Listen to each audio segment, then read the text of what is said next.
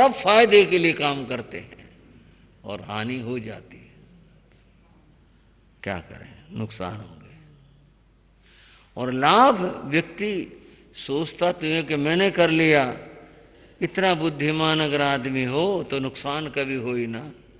लाभ भी संयोग है, फायदा होना हो गया। जीवन मरण, ये जो जीवन है तब तक है जब तक कर्म है, और जब कर्म की रेखा समाप्त हो जाती है बस फिर मृत्यु को कोई नहीं टाल सकता। यश अपयश, अच्छा काम करते बदनामी मिल जाती है।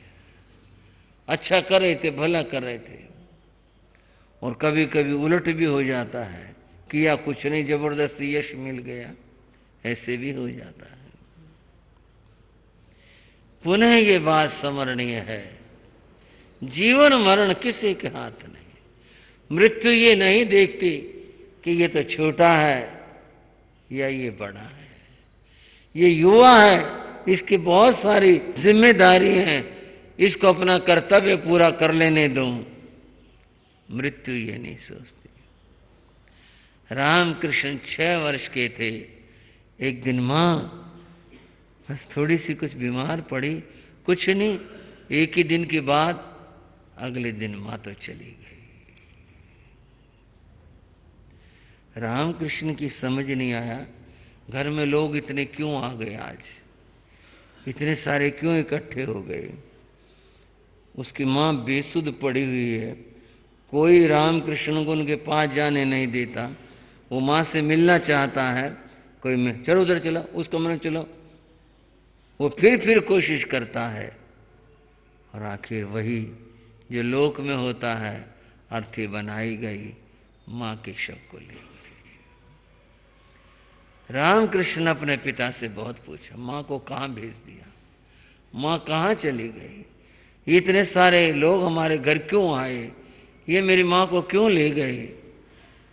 बेटा वो आएंगी, माँ तेरी बीमार थी ना, तो फिर डॉक्टर के जाना चाहिए था, ये क्यों लेके गए, आप क्यों नहीं लेके गए डॉक्टर के, क्या बात हुई, कब आएंगी। इनके जवाब हैं किसी बात के, कोई उत्तर नहीं, सिर्फ झूठ बोलकर बच्चे हाँ कल आ जाएंगे, ठीक है। और फिर कल आते रामकृष्ण, फिर पूछता माँ आई नहीं, हाँ शाम को आएंगी, शाम तक आएंगी। यूं ऐसे बहकाते रहे। रामकृष्ण उदास रहता कि माँ कहाँ चली गई, क्या हुआ। और कुछ देखने में भी आया, ऐसा कोई विधान तो नहीं है, कई बार देखने में आया, इन महापुरुषों के जीवन में ऐसी घटनाएं घट जाती हैं जो शायद उनके जीवन को झकझोर देती हैं। 6 वर्ष की उम्र में माँ का वियोग हो गया। श्रद्धाशील बंधुओं एवं श्रद्धाशील बहनों, अभी आपने हमारे श्री श्रेयांस मुनि जी के विचार सुने। अपने मंगल प्रवचन में इन्होंने बहुत ज्ञान की,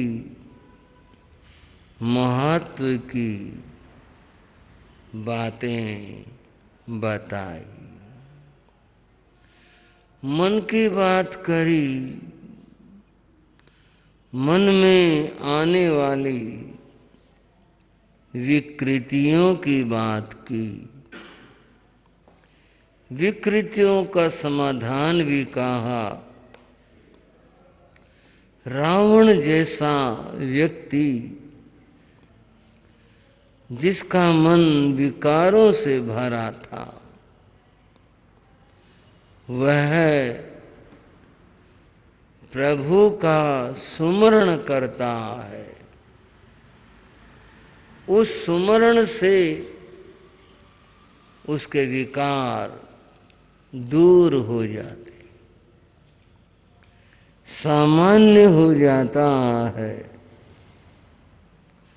उसके भीतर जो भावनाएं थी, विकृतियां थी, दूर हो जाती। बंधुओं, आप श्री उत्तराध्ययन सूत्र श्रवण कर रहे, इसका 23वां अध्याय चल रहा है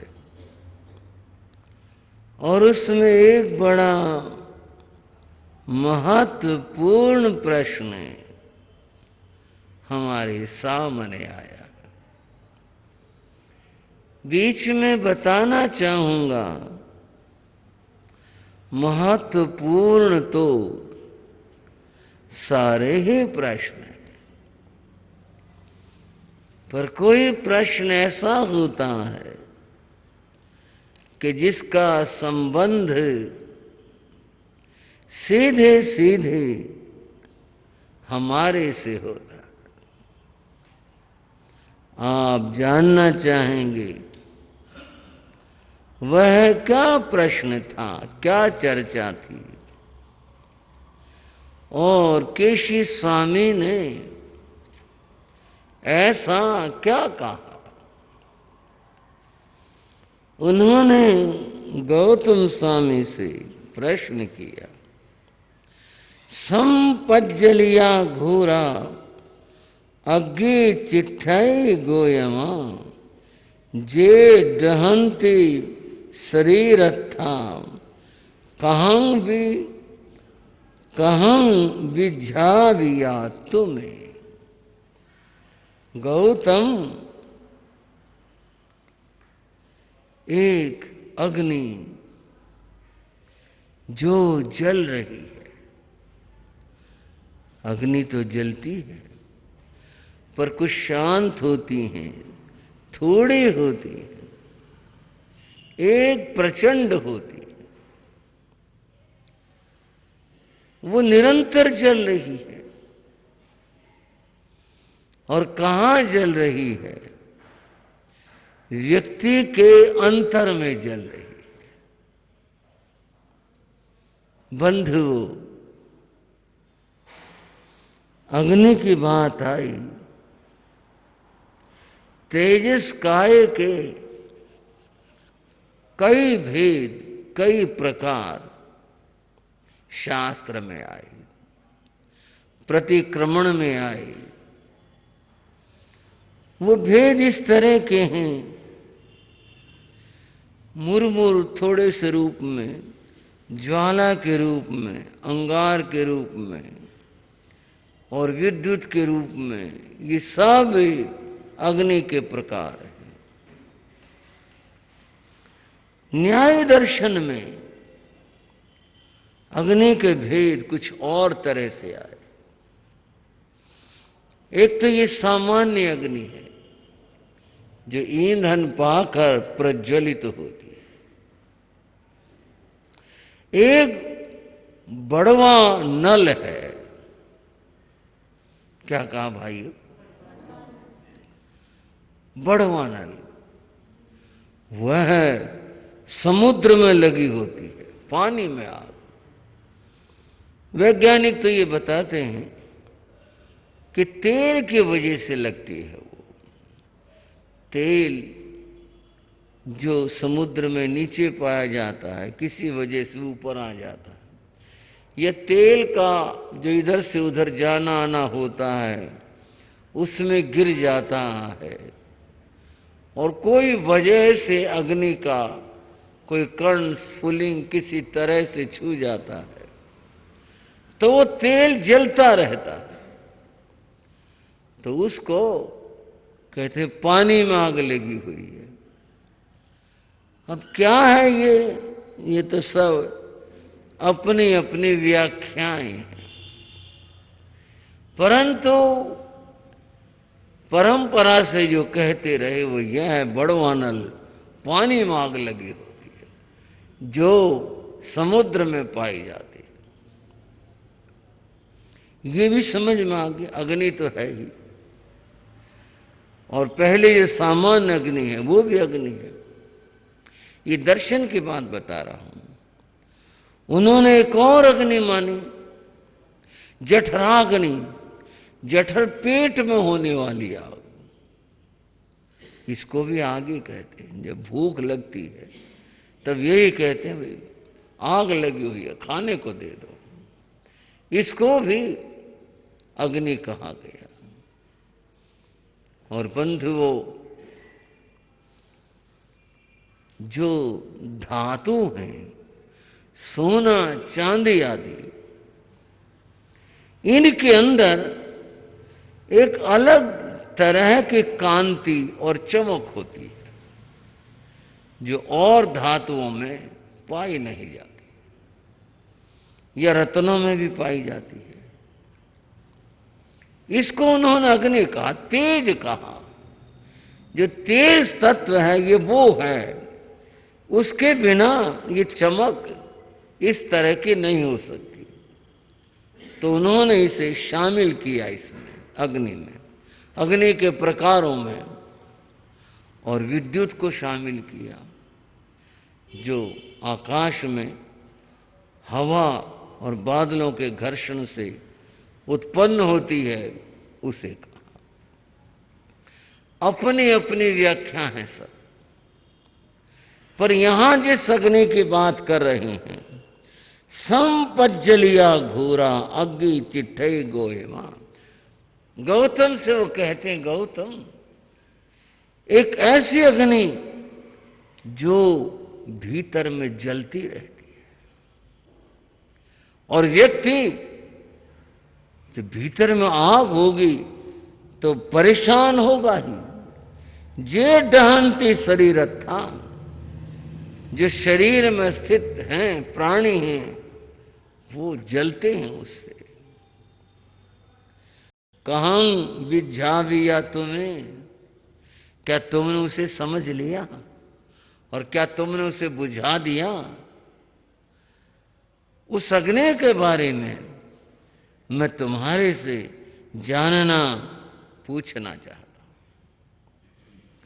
बंधुओं, गौतम स्वामी ने इसका अद्भुत समाधान दिया, बहुत सुंदर कहा।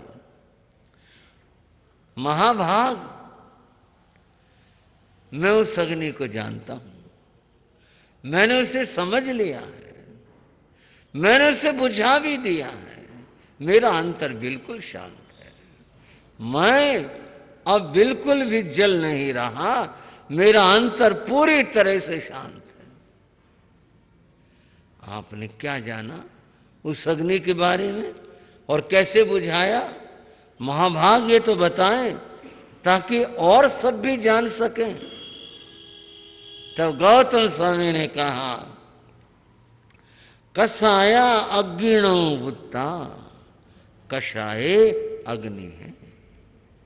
बंधुओं, महापुरुषों की बात और शिक्षा को समझो। उन्होंने कहा कषाय अग्नि है, और कषाय आप जानते हैं, 4 चीजों को कषाय कहते हैं। क्रोध, मान, माया, लोभ। इन 4 का नाम, इन 4 के लिए एक शब्द आया और वो है कषाय। कषाया अग्निणो बुत्ता, ये कषाय जो है ये अग्नि है, ये जलाते रहते हैं व्यक्ति को। थोड़ा सा समझ लें कैसे और क्यों कर। सबसे पहले इसमें क्रोध आया। जब व्यक्ति को क्रोध आता है, सचमुच में उसके भीतर आग हो जाती है, चेहरा लाल हो जाता है, सांस उसकी बहुत तेजी से चलने लगती है, और व्यक्ति खुद कहता है मैं क्रोध में जलने लगा, मैं क्रोध में जल रहा हूं, मैं बदला लूंगा, मैं उसे खत्म करूंगा, मैं ऐसा करूंगा। क्रोध को स्वयं व्यक्ति कहता है कि मैं आग में जल रहा हूं। बंधुओं, यह क्रोध अग्नि है, समझ लो, इससे कोई भला नहीं होगा। इस अग्नि के लिए कहा भूसे का कितना बड़ा ढेर हो और एक कण अग्नि का उसमें गिर जाए, इतना बड़ा ढेर जल करके राख हो जाता है, खत्म हो जाता है। किसी की फसल का ढेर हो, सब खत्म हो जाता है। उस एक स्फुलिंग ने, एक कण ने जो इतना बड़ा ढेर था उसको खत्म कर दिया। बताया ग्रंथों में, क्रोध का एक कण, ये क्रोध की अग्नि, वर्षों वर्ष की हुई साधना, जब ये आ जाता है क्रोध, उस साधना को उस भूसे के घास के ढेर की तरह से अग्नि जैसे उसे नष्ट करती है, ऐसे साधना नष्ट हो जाती है। इतना बुरा है यह क्रोध।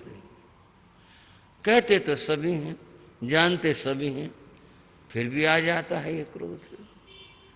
पर इसका परिणाम समझ लो, अग्नि भूसे के ढेर को जलाती है और ये क्रोध हमारे इसकी हुई साधना उसको नष्ट कर देता।